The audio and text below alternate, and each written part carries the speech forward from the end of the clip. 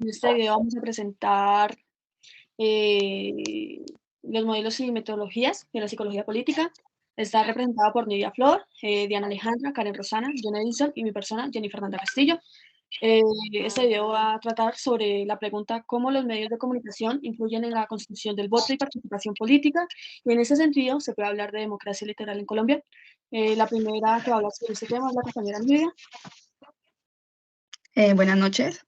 Bueno, pues con base en la pregunta, creo que es importante enfatizar en que los medios de comunicación infieren de manera positiva y negativa sobre la manera de votar de las personas, pues debido a que en algunas ocasiones informan y desinforman en cuanto a este tipo de cuestiones. Un ejemplo muy claro que podemos observar es en las elecciones de presidente. Obviamente se generó demasiado caos colectivo, que nos íbamos a hablar de Venezuela, que el castrochavismo. Entonces, de cierta manera, mucha gente votó con base a desinformación y a muchas cosas que los medios de comunicación se encargaron de como de manipular. Gracias. Muy buenas noches, mi nombre es John Edison. Respecto a la pregunta, pues desde mi punto de vista considero que los diferentes medios de comunicación, como lo son las redes sociales, la televisión y la radio, son muy influyentes en la contribución del voto. Pues abren canales de comunicación entre el ciudadano y la persona que está participando políticamente, permitiendo informar a las personas sobre las posiciones políticas, planes de gobiernos y proyectos planteados para desarrollar un gobierno si se es elegido. Creería que desde el punto de vista de la influencia de los medios de comunicación en la constitución del voto y la participación política, no se puede hablar de una democracia electoral de forma transparente. Continuando un poquito con lo que pues estaba hablando el compañero, me parece que los medios de comunicación en estos tiempos, en pleno siglo XXI, el más importante son las redes sociales, que es el medio de comunicación más masivo que hay durante todo el mundo. Uno de los ejemplos más claros son las elecciones presidenciales de Trump, que fue como la copa que rebosó el vaso con sus elecciones presidenciales, la manera en cómo él se enfatizó mucho manejando lo que fueron medios de comunicación y redes sociales. Eso se evidencia en un documental que se llama Nada es privado, y ahí enfatiza más o menos en cómo todo eso en las redes sociales, cómo la información, zonas específicas del mundo, para cómo influenciar a esas comunidades.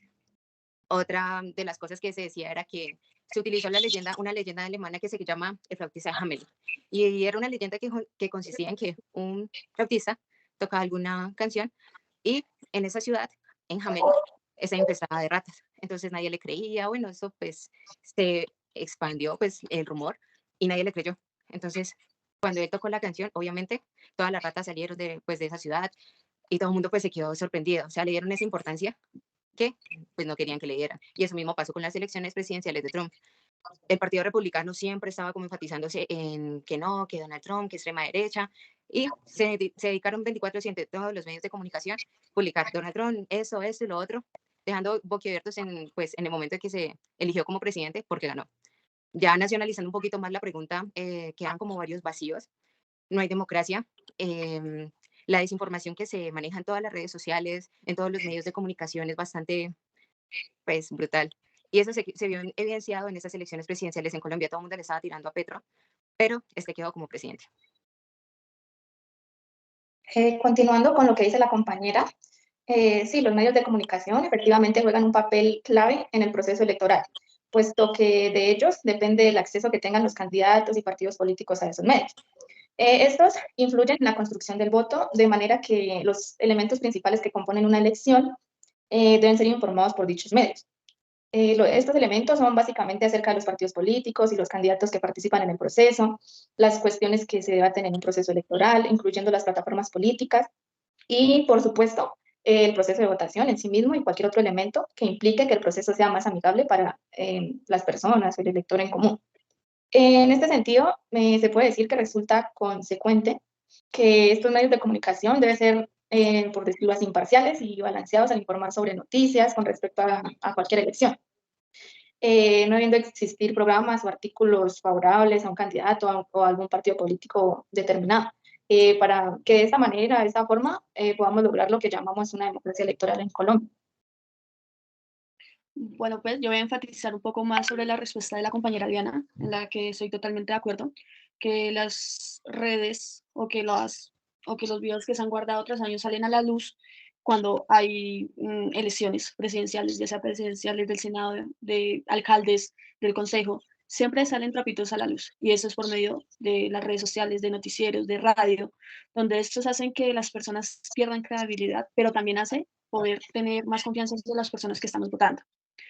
Un ejemplo que resultó hace muy poco y son las elecciones de aquí en Colombia, donde varios audios, videos, ya sea del presidente actual Petro y de su contrincante, mm, el otro señor que no tengo en mente el nombre de él, donde él insultaba a la Virgen María, donde decía, se presentaba en unos yates con algunas muchachas tomando de viaje en plena partidaria.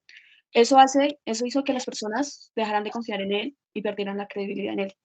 Y otras lo hacían y otras votaban por él, pero era por miedo a que, como decía la compañera Nidia, que Colombia se volviera como Venezuela, porque Petro es de izquierda. En ese momento la gente se llenó de miedo y este miedo fue fruto de las cosas que vivió Petro antes cuando era miembro del M-19 y todo el mundo pensaba que Petro era un guerrillero y hasta ahora es considerado, siendo presidente, piensan que ha sido una mala gestión. En sus 3 meses como presidente ha sido una mala elección y todos lo vetan por ser un guerrillero y que Colombia se va a volver como Venezuela.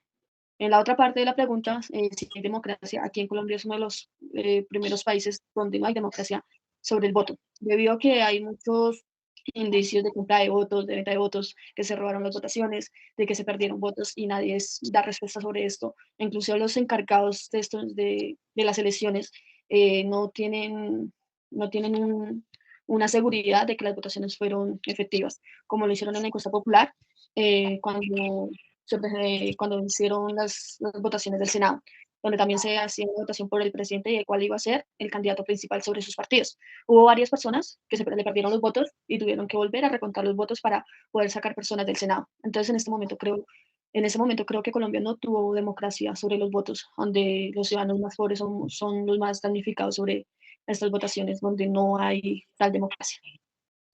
Así concluye nuestro video. Muchas gracias, que estén muy bien.